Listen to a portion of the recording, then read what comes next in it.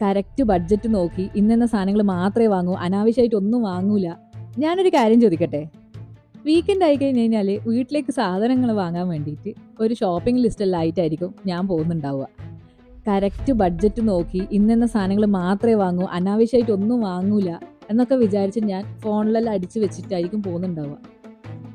എന്നാൽ തിരിച്ചു വരുമ്പോൾ ആയിരിക്കും ഞാൻ ആലോചിക്കുക, ഈ ഷോപ്പിംഗ് ലിസ്റ്റേ നോക്കാൻ മറന്നുപോയി. ചിലപ്പോൾ അതിലുള്ള 5 സാധനങ്ങൾ ഉണ്ടാവില്ല, അല്ലെ 10 സാധനങ്ങളും ഉണ്ടാവില്ല. ചിലപ്പോൾ അതൊന്നും ഇല്ലാണ്ട് വേറെ എന്തെങ്കിലും ആയിരിക്കും ഞാൻ എടുത്തിട്ട് വരിക.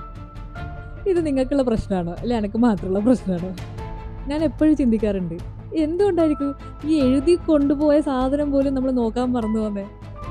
ഈ ഷോപ്പിംഗ് മോളിൻ്റെ ഉള്ളിലെത്തിയിട്ട് ഒരുപാട് സാധനങ്ങൾ കാണുമ്പോൾ ഭയങ്കര എന്താ പറയുക, എക്സൈറ്റഡ് ആയിരിക്കും ഷോപ്പിങ്ങിന് വേണ്ടി. എന്നാൽ വേണ്ടതൊന്നും വാങ്ങുമില്ല.